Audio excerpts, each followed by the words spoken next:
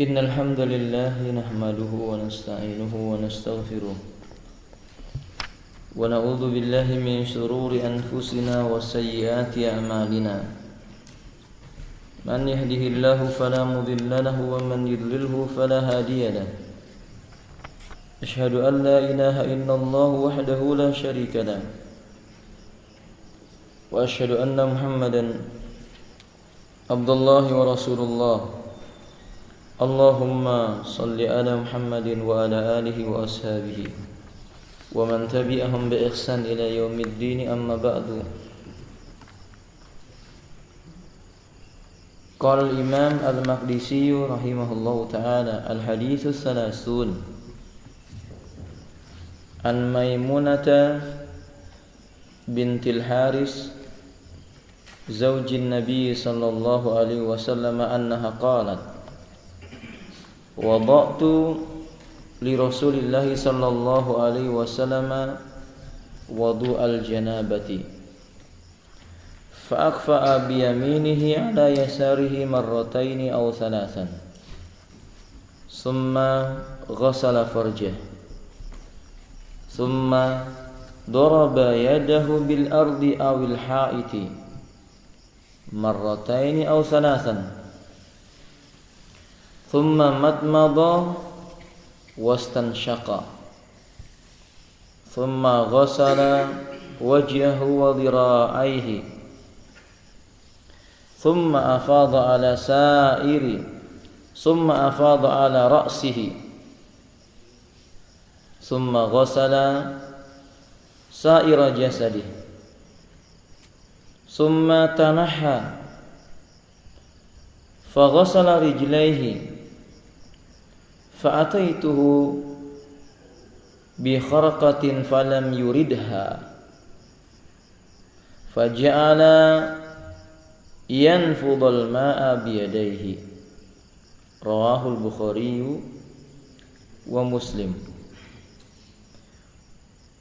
Dari Maimunah berkata Imam Al-Maqdisi rahimahullah ta'ala dalam kitab Umdatul Ahkam hadis yang ke-30 dari Maimunah bintul Harith, salah seorang istri Nabi sallallahu alaihi wasallam, bahwasannya beliau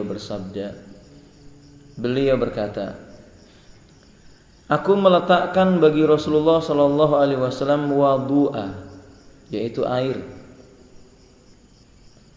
yang digunakan untuk mandi junub. Lalu beliau akfa'a. Apa makna akfa'a? Qala Asy-Syaikh Al-Bassam akfa'al ina qalabahu ala wajhihi.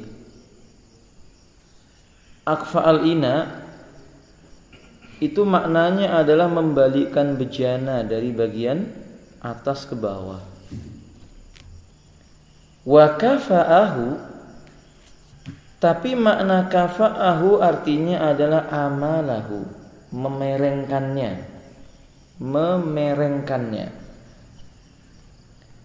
Wal hadithu, hadis yang kita bacakan ini yufidul imalatu bila syak, memberikan faedah makna menuangkan atau memerengkan tanpa ragu lagi, bukan membalikkan.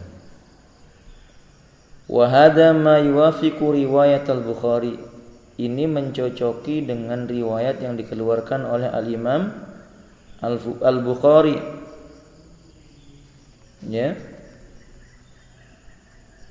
Kata beliau, wa hiya kafa'a wa ankara ba'dhum ay yakuna akfa'a bi makna qalaba. Di mana dalam riwayat Imam Bukhari itu kalimatnya menunjukkan kafa'a, tapi sebagian para ulama, ya, kata beliau wa ankara ba'dhum ay yakuna akfa'a bi makna qalaba, mengingkari makna akfa'a itu dengan makna membalikkan, tapi menuangkan maksudnya, memerengkan dan menuangkannya. Jadi kata beliau fa akfa bi yamini ala yasarihi marrataini aw salasan. Lalu Nabi menuangkan dengan tangan kanannya di atas tangan kirinya sebanyak 2 kali atau 3 kali.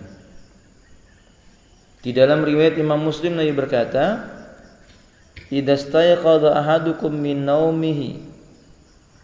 Apabila salah seorang di antara kalian bangun dari tidurnya, falyaghsil yadayhi, hendaklah dia mencuci tangannya, wa fi riwayah kaffaihi salasa marrat. Dalam riwayat yang lainnya telapak tangannya sebanyak 3 kali. Wa fi riwayah qabla ayudkhilu yaminahu. Dalam riwayat yang lain sebelum dia memasukkan tangan kanannya itu fil ina, ke dalam bejana. Ini menunjukkan bukti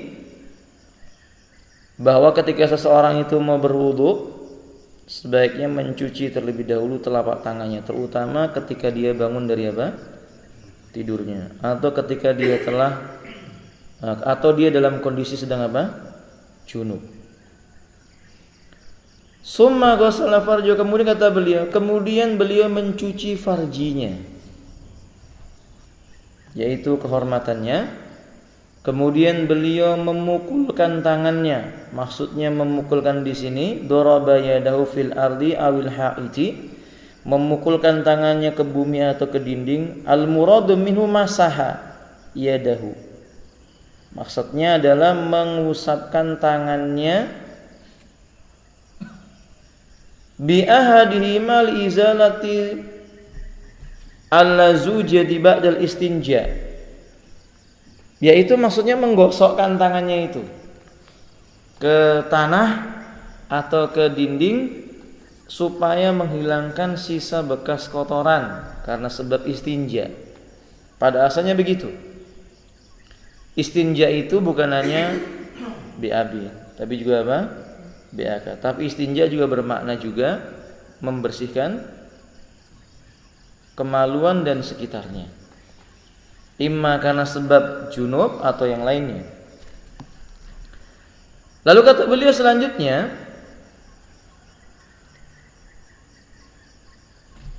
beliau lakukan 2 kali atau 3 kali, kemudian beliau berkumur-kumur dan beristinsyak. Apa makna istinsyak ya kawan? Apa makna istinsyak? Memasukkan air ke dalam hidung. Kalau mengeluarkannya dengan tangan kiri disebut apa? Istinsyak. Kemudian beliau mencuci wajahnya dan juga dhiraknya. Apa dhirak? Apa dhirak? Ini dhirak, hastanya, sampai pada bagian sikunya. Kemudian beliau menuangkan afadha al-ma'a ala syai', maknanya la ifraghu alaihi wa isalatu fawqahu, menuangkan dan mengalirkan air di bagian sesuatu, di atas sebagian sesuatu. Jadi kalau di sini ala ra'sihi berarti menuangkan air dan mengalirkannya pada bagian kepalanya. Kemudian beliau mencuci seluruh anggota tubuhnya tanpa disebutkan jumlah bilangannya. Tanpa disebutkan jumlah bilangannya. Di sini ada khilaf para ulama. Apakah boleh mencuci anggota tubuh ketika mandi junub selain daripada anggota wudu lebih daripada 1 kali? Dalam mazhab Imam Ahmad, dan ini yang dipilih oleh Syekhul Islam Ibnu Taimiyah, tidak boleh. Beliau berpendapat tidak boleh. Tapi jumhur ulama berpendapat boleh dikiaskan dengan mencuci anggota wudu, di mana anggota wudu itu dicuci boleh 1 kali, boleh 2 kali, maksimal 3 kali. Nah, maka Imam Syafi'i dalam kitab Al-Umm menjelaskan boleh mencuci bagian badan kanan 3 kali, kiri 3 kali, kemudian seluruh anggota tubuh yang lainnya juga 3 kali. Tapi Syekhul Islam Ibnu Taimiyah demikian pula Al-Imam Ahmad berpendapat tidak boleh. Alasannya tidak ada qiyas kalau sudah ada nas yang menjelaskan. Qiyas itu terjadi kalau tidak adanya dalil. Qiyas itu terjadi kalau tidak adanya nas yang datang dari Quran maupun hadis, maka dilakukan qiyas. Dan ini juga dipilih oleh Ibnu Hazm rahimahullah taala. Wallahu taala alam bisawab. Kemudian kata beliau, Lalu Nabi Shallallahu Alaihi Wasallam beliau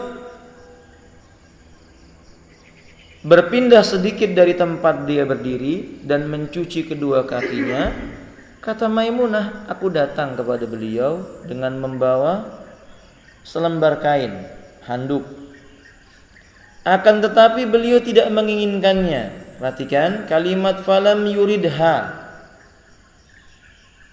Akan tetapi beliau tidak menginginkannya. Di sini bukan yarudduha, bukan menolaknya. Beda yurid dengan yaruddu. Karena sebagian orang ada yang memaknai beliau menolak. Bukan, tapi beliau tidak menginginkannya. Bukan berarti menolak. Ada faedahnya. Mengapa? Itu memberikan faedah tidak mengapa kalau seseorang itu selesai mandi janabat mau pakai handuk ataupun tidak mau memakai handuk, tidak ada masalah. Karena makna yurid di sini tidak menginginkannya, kecuali beliau menolak, berarti tidak benar kalau mandi dengan menggunakan apa? Handuk. Seandainya lafadznya itu maknanya adalah menolaknya, berarti nggak boleh selesai mandi janabat pakai handuk. Tapi di sini maksudnya lah beliau tidak menginginkannya. Lalu kata Maimunah radhiyallahu taala anha, dan kemudian beliau menjadikan air itu dengan kedua tangan beliau di yanfudu itu demikian, kemudian dipercikkan, diambil kemudian dipercikkan. Hadis ini dikeluarkan oleh Al-Imam Al-Bukhari dalam Kitabul Ghusl, Babul Wudu Qoblal Ghusli. Terdapat dalam kitab Fathul Bari hadis nomor 249. Hadis ini juga dikeluarkan oleh Al-Imam Muslim dalam Kitabul Haid, Bab Sifati Ghuslil Janabah, dalam kitab Syarhun Nawawi juz 1 halaman 3 poin 231. Wallahu a'lam bishawab. Tapi hadis ini juga dikeluarkan oleh Al-Imam Abu Daud kata beliau. Berarti hadis ini bukannya dikeluarkan oleh Imam Bukhari dan Muslim, tapi juga dikeluarkan oleh Al-Imam Abu Daud. Ma yukhadhu minal hadis. Apa yang bisa kita ambil dari hadis ini? Hadal hadis nahwul hadisis sabiq. Hadis ini semisal dengan hadis yang datang sebelumnya. Hadis siapa ya kawan? Hadis ke-29 hadisnya siapa? Aisyah radhiyallahu taala anha. Jadi dua istri Nabi ini yang meriwayatkan tentang mandi janabat Nabi. Apa yang bisa kita ambil faedah? Maka boleh istri itu melihat aurat suami. Enggak ada larangan. Aisyah melihatnya, Maimunah juga melihatnya. Adapun selainnya tidak boleh. La yandurur rajul ila auratir rajul. Kata Nabi tidak boleh laki-laki melihat auratnya lelaki yang lain. Dalam riwayat yang lainnya tidak boleh wanita melihat aurat wanita. Dalam riwayat Imam Abu Daud ilal mutazawwijain, kecuali suami istri. Suami dengan istrinya boleh melihat masing-masingnya. Ada perbedaan pendapat para ulama batasan aurat yang boleh dilihat oleh mahram. Batasan aurat yang boleh dilihat oleh mahram. Sepakat para ulama jika laki-laki maka berbatas mulai dari pusar sampai lutut. Ini boleh. Wallahu a'lam bishawab. Afwan, maksud saya kecuali menyelisihinya al-Dhahiriyah. Ulama al-Dhahiriyah yaitu Imam Ibn Hazm, Daud al-Dhahiri berpendapat boleh melihat paha. Karena menurut pendapat Imam Ibn Hazm, aurat itu hanya kemaluan besar saja. Paha bukan termasuk aurat. Beliau berdalil dengan hadis sahih dalam riwayat Imam Muslim dari Aisyah radhiyallahu taala anha, ketika Nabi sallallahu alaihi wasallam berada di rumah beliau, masuklah Abu Bakar As-Siddiq sedangkan paha beliau tersingkap. Dan beliau tidak menutupinya. Datang Umar, beliau juga tidak menutupinya. Begitu datang Utsman ibn Affan, beliau membenarkan posisi duduknya. Setelah ini terjadi, Aisyah bertanya tentang permasalahan itu. Beliau berkata, mengingatkan kepada Aisyah radhiyallahu taala anha bahwa beliau malu kepada Utsman sebagaimana malaikat merasa malu kepada Utsman ibn Affan. Atau kama qala radhiyallahu taala anhu. Jadi dari sini alhamdulillah rahimanillah, maka ulama Zahiriyah berpendapat hanya aurat besar saja yang merupakan aurat bagi seorang lelaki. Tapi pendapat jumhurlah pendapat yang kuat, karena itu masih membawa kepada kemungkinan yang banyak. Sebagian ulama mentakwil bahwa perbuatan Nabi SAW ketika itu diberitahukan oleh malaikat bahwa pahanya itu tersingkap dan tidak diketahui oleh beliau, dan diberitahukan oleh malaikat disebabkan malaikat pun merasa sungkan kepada siapa? Utsman. Wallahu ta'ala alam bisawab. Ikhtiyatan, kehati-hatian bagi kita, maka laki-laki itu hendaklah menutup apa? Pahanya. Kemudian berbeda pendapat para ulama tentang wanita. Aurat yang boleh dilihat oleh sesama wanita itu yang mana? Satu perbedaan pendapat ada pada wanita muslimah dengan wanita kafirat. Bolehkah wanita muslimah menampakkan rambutnya, lehernya, lengannya, betisnya kepada wanita kafirat? Al-Baghawi, Ibnu Hazm rahimahullah juga menyebutkan tidak boleh. Tidak boleh bagi seorang wanita muslimah menampakkannya kepada wanita kafirat. Al-Imam Syafi'i, Imam Ahmad ibn Hanbal rahimahullah ta'ala menyebutkan boleh. Sebab keadaan wanita kafirat dalam masalah melihat apa yang ada pada wanita muslimah tidak ada nas yang menjelaskan perbedaannya. Maka hukumnya sama dengan wanita muslimah. Nah, kemudian sama wanita muslimah para ulama juga berbeda pendapat. Bolehkah seorang wanita menampakkan sadi, buah dadanya kepada orang lain? Maksudnya kepada orang lain ini kepada mahramnya ya. Kepada mahramnya. Kepada mahram misalnya kepada anaknya. Wallahu ta'ala alam bisawab. Mayoritas para ulama berpendapat boleh. Al-Imam Al-Utsaimin menyebutkan maka mengamalkan saddud dzari'ah, mencegah sebuah kerusakan lebih didahulukan. Karena sebab timbulnya fitnah ini besar, terutama di akhir zaman ini. Maka jika seorang wanita menjaga kehormatannya itu di hadapan anak laki-laki mereka, itu lebih utama baginya. yakni anak laki-laki yang sudah melewati masa sapihannya. Wallahu alam bishawab. Adapun sesama wanita muslimah maka boleh menampakkan rambutnya, maka boleh menampakkan lengannya, maka boleh menampakkan betisnya. Nah, kemudian kata beliau, wa fi fawaidun. Di dalam hadis ini ada beberapa faedah yang kita akan meringkaskan, menyebutkannya secara global. Di antaranya satu, pertama, al-awwalu al-hadisul awwal dzukira fihi ghuslu yadayhi mujmalan atau ghasala yadayhi mujmalan. Disebutkan pada hadis yang pertama, hadis yang pertama di sini maksudnya hadis siapa? Aisyah. Bahwa beliau itu mencuci kedua tangannya, disebutkan dengan cara global. Nabi mencuci kedua tangannya. Tapi di dalam hadis yang kedua, hadisnya Maimunah. Wa fi hadzal hadis dzukira anna ghaslahuma marrataini aw salasan.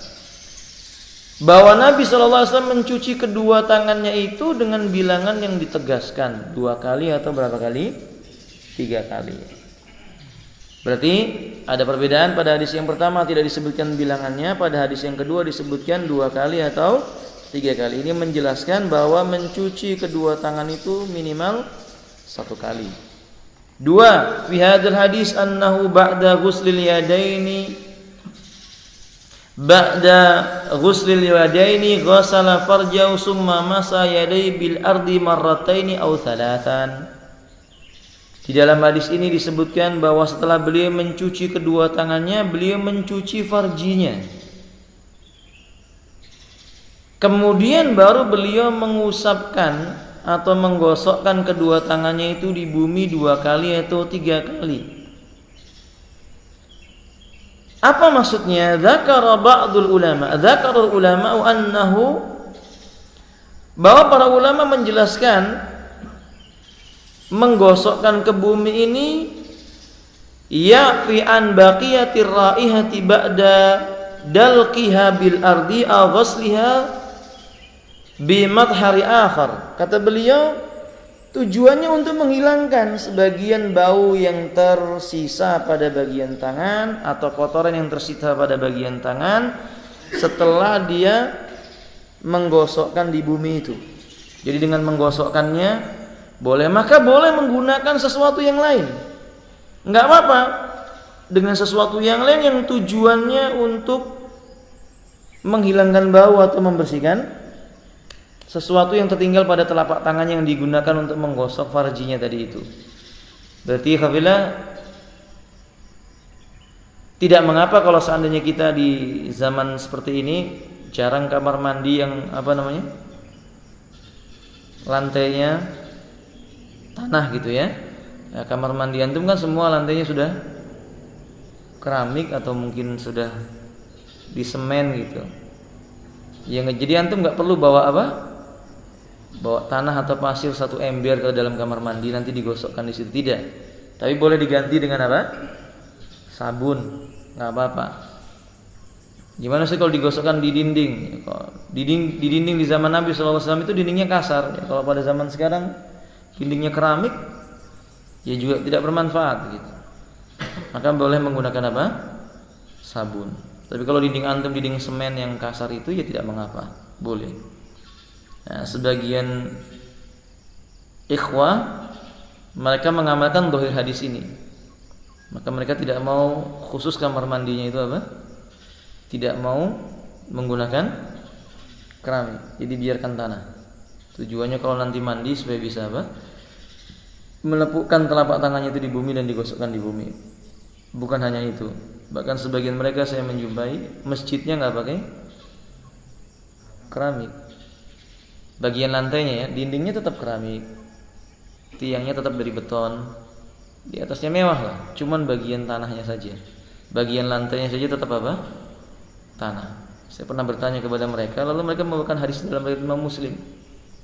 Nabi pernah salat subuh bersama para sahabat. Begitu selesai salat subuh dan cahaya sudah mulai terang, di dahi Nabi tertinggal bekas tanah yang basah di bagian masjid beliau ketika hujan. Masjid Nabi itu airnya masuk ke dalamnya. Beliau ketika sujud, bangkit dari sujud, dahinya ada bekas tanahnya. Nah, kata mereka, berarti Masjid Nabawi itu Masjid Nabi di zaman dulu tidak pakai lantai. Nah, maka itu sunnah. Atau dengan kata lain dia berpendapat lantai masjid itu bid'ah. Lantai masjid itu menurut mereka bid'ah. Kalau begitu Masjidil Haram, Masjid Nabawi sekarang itu mereka juga mengatakan bid'ah. Nah, ini sikap ghulu, sikap melampaui batas. Makanya alhamdulillah rahimanillah, para ulama mengingatkan kalau membaca kitab Al-Muhalla karya Al-Imam Ibnu Hazm rahimahullah ta'ala, itu perlu bimbingan dan bertanya dan mencari buku yang bisa menjadi qarinahnya, pembandingnya. Banyak di antara manusia membaca kitab Al-Muhalla karena beliau bermadzhab zahiriyah, ya diamalkan sesuai zahir hadisnya. Seperti yang tadi saya sebutkan tadi. Sesuai dengan zahir hadisnya saja. Padahal kadang-kala riwayat yang satu dengan riwayat yang lainnya berkaitan dan dijelaskan dengan perbuatan para sahabat. Lalu para ulama mengambil sebuah kesimpulan. Ini penting diperhatikan ya. Thayyib, wallahu a'lam bishawab. Yang ketiga, yata'ayyanu anna ayyanwiya bi ghusli farjihi ibtida'al janaba li alla yahtaju ila ghuslihi marratan ukhra. Ya, dalam hadis ini jelas bahwasannya beliau mencontohkan mencuci farji sebagai permulaan dari mandi janabah. Bukan berarti tidak boleh nanti mencuci pada bagian farji setelah itu lagi. Kalau kita mengamalkan hadis ini secara letterleks hadisnya, berarti setelah Nabi SAW mencuci farji, kemudian melaksanakan mandi yang kita kenal, itu tidak perlu mencuci farjinya lagi. Padahal ini boleh, nggak apa-apa. Dan tentu saja itu membuktikan bahwa dilakukannya mencuci farji itu sebagai bagian daripada bukti berniat untuk mandi janabah. Yang keempat, fil hadisil awal dzakara anna tawadda'a wudu'as shalah. Di hadisnya Aisyah radhiyallahu taala anha Hadis itu menyebutkan bahwa wudunya Nabi itu disebutkan beliau berwudu seperti wudu akan sholat. Kalau begitu berarti yaqtadi annahu ghusla rijlaihi, memberikan faedah kepada kita dalam hadis Aisyah, wudunya sempurna sampai mencuci pada bagian apa? Kaki. Sampai mencuci pada bagian kaki. Sedangkan pada hadisnya Maimunah, di sini beliau tidak menyebutkan mencuci sampai pada bagian kaki. Di sini beliau hanya menyebutkan rinciannya bahwa Nabi SAW mencuci dua tangannya, kemudian mencuci farjinya, kemudian menggosokkan tangannya ke bumi sebanyak 2 kali atau 3 kali, kemudian beliau berkumur-kumur, kemudian beliau beristinsya, kemudian mencuci wajah, 2 tangannya, lalu menyiram pada bagian kepalanya, dan kemudian beliau mencuri seluruh anggota tubuhnya, kemudian baru beliau mencuci kedua kakinya. Di hadis Maimunah ini dijadikan bukti bahwa Nabi mencuci kakinya diakhirkan. Sehingga para ulama menyebutkan, satu, boleh diamalkan dengan 2 cara. Mengamalkan hadis Aisyah, berwudu dengan sempurna. Mengamalkan hadis Maimunah, tidak mencuci pada bagian kakinya, tapi diakhirkan sampai setelah apa? Mandinya. Wallahu a'lam bishawab. Nah, sebagian para ulama menggabungkan 2 riwayat ini. Sebenarnya pada hadis ini memberikan makna beliau juga mencuci kakinya. Hanya Nabi mengulang kembali pada akhir mandinya. Wallahu ta'ala a'lam bishawab. Yang dipilih oleh Syekhul Islam Ibnu Taimiyah, dua-duanya boleh diamalkan, tidak ada masalah. Dua-duanya boleh diamalkan. Hadis Aisyah boleh dikerjakan, berwudu sempurna sampai mencuci kaki, sedangkan hadis Maimunah berwudu tidak sampai mencuci kakinya. Mencuci kakinya setelah beliau menyiram seluruh anggota tubuhnya itu. Wallahu a'lam bishawab, dan saya condong kepada pendapat ini, memilih salah satu darinya. Dan yang sempurna tentu adalah ucapan Aisyah radhiyallahu ta'ala anha yang menyebutkan bahwa Nabi sallallahu alaihi wasallam berwudu dengan wudu akan salat. Wallahu a'lam bishawab. Yang kelima, fi hadzal hadis anna Maimunah ja'athu bi hirqatin liyansifa biha a'dha'ahu falam yaqbilha wa innaha nafadha yadai minal ma'. Nabi sallallahu alaihi wasallam didatangi oleh Maimunah dengan membawa dengan secarik handuk, tapi Nabi tidak menerimanya. Beliau tidak menerimanya. Beliau menggunakan 2 tangannya untuk apa? Mengusap bagian tubuh yang terkena air. Itu menunjukkan sunnah. Sunnahnya seseorang ketika mandi janabat mengusap tubuhnya dengan 2 telapak tangannya. Yang keenam, annahu la yajibu dalkal jasad. Annahu la yajibu dalkul jasadi fil ghusl. Tidak wajib menggosok-gosok anggota tubuh. Kata beliau, tidak wajib menggosok-gosok anggota tubuh dalam mandi janabat seperti menggosok anggota wudu. Kata beliau, wa huwa kadalki fil wudu sunnatun. Seperti menggosok anggota tubuh dalam wudu itu hukumnya sunnah. Jadi menurut pendapat beliau penulis buku ini, dan beliau mengambil pendapatnya Imam Ahmad bahwa menggosok anggota wudu itu tidak wajib. Demikian pula menggosok anggota tubuh ketika mandi tidak wajib, hukumnya sunnah. Tapi sebagian para ulama mengatakan hukumnya wajib, karena tidak akan sampai air itu pada bagian lekukan tubuh kecuali dengan cara apa? Menggosoknya di selangkangannya misalnya, di bagian ketiaknya misalnya, terutama pada bagian apa? Kepala. Maka jika tidak mendalkunya, tidak menggosoknya dan menekan-nekannya, orang yang rambutnya tebal, kadang-kadang air itu tidak sampai kepada apa? Pangkal hidungnya. Kita katakan, apakah hukumnya sunnah ataukah hukumnya wajib? Lakukan saja. Keluar dari perselisihan lebih afdal, lebih utama. Digosok saja anggota tubuhnya, itu jauh lebih baik. Yang ketujuh, bahwa annahu la yaghsilu a'dha'al wudu lil janabati ba'da ghusliha fil wudu. Faqad sahha an-Nawawi annahu yujzi'u ghuslatan wahidatan anil wudu'i wa anil janabati. bahwa Nabi SAW dalam hadis Maimunah ini memberikan faedah kepada kita tidak mencuci anggota wudu yang telah dicuci ketika dia berwudu untuk mandi janabah.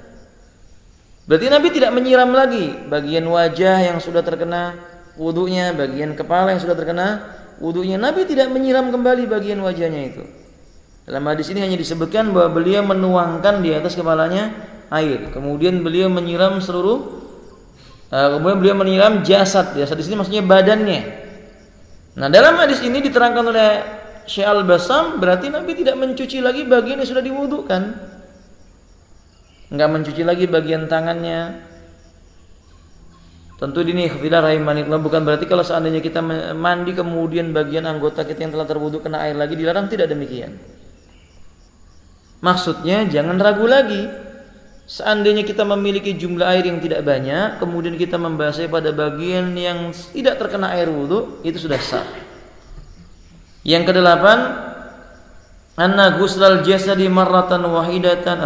Saya tambahkan. Sesungguhnya Imam Nawawi membolehkan mencuci itu satu kali saja dari anggota wudunya dan juga dari bagian anggota badan yang karena sebab mandi janabah. Jadi menyiram bagian kanan, bagian kiri itu sekali saja, enggak ada masalah. Yang kedelapan, anna ghuslal jasadi marratan wahidatan wa ba'dum yaj'aluhu salasan. Tadi sudah saya terangkan di awal pembahasan ini ya. Sebagian para ulama mengatakan mencuci anggota tubuh itu cuma satu kali saja, tidak 3 kali. Tapi sebagian lagi mengatakan di 3 kali. Dikiaskan dengan anggota wudu, di mana dicuci sebanyak 2 kali atau 3 kali. Tapi kata beliau tidak ada kias kalau ada nas. Wala qiyas ma'an nas, tidak ada kias kalau ada nas. Ini benar. Hada ikhtiyaru Syekhul Islam, inilah sesuatu yang dipilih oleh Syekhul Islam Ibnu Taimiyah. Dan ini pula yang dipilih oleh guru kami, maksudnya gurunya Syekh Al-Bassam, Syekh Abdurrahman As-Sa'di rahimahumullah taala.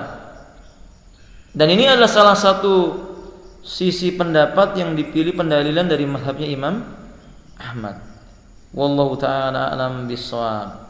Dengan demikian cara mandi janabah, tata caranya, sifat mandi janabatnya selesai dengan 2 hadis ini, hadis Aisyah dan hadis siapa? Maimunah. Sudah paham ya cara mandi janabat ya? Jangan sampai antum tidak ngerti lagi gitu ya, tidak ngerti tentang mandi janabat. Selesai bahasan tentang sifat mandi janabat. Pada pertemuan yang berikutnya kita akan sebutkan tentang hal-hal yang disukai bagi seseorang yang dalam kondisi junub. Di antaranya adalah berwudu sebelum tidur. Pada pertemuan yang akan datang kita akan jelaskan insyaallah. Ada pertanyaan, ikhwan? Sebelum ditutup, tafadhol.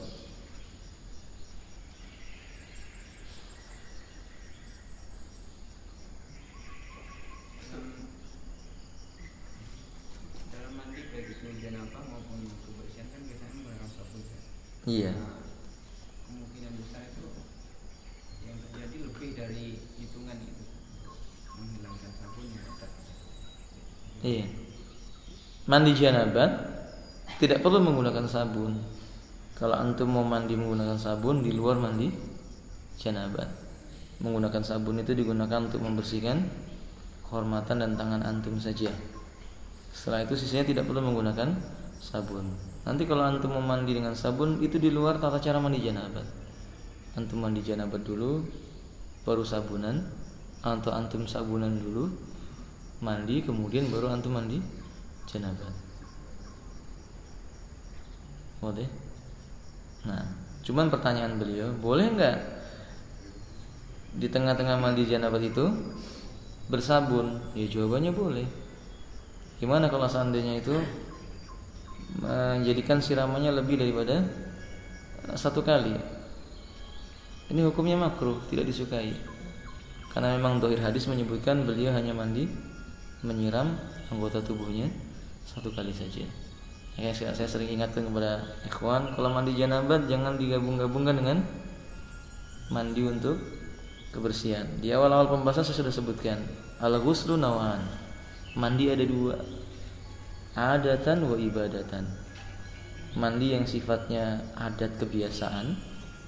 Berapa kali antum mandi? Ya kembali kepada uruf toh. Ada satu tempat yang mandinya 5 kali. Setiap mau sholat mandi dulu. Itu namanya mandi adat, kebiasaan. Ada di negeri kita berapa kali? 3 kali, ya. Atau 2 kali. Ada seminggu sekali. Ada sebagian orang yang seminggu sekali. Maka ini mandi adat, kebiasaan. Nah, ada mandi yang ibadah. Mandi yang ibadah ada berapa macam? Sebutkan. Mandi ibadah ada berapa macam? 1 saja? 2 saja? Antum sebutkan 1 persatu, 1, 2, 3, 4, 5 kan betul semua. Baik, yang pertama mandi junub. 2 mandi Jumat. 3 mandi setelah memandikan jenazah. 4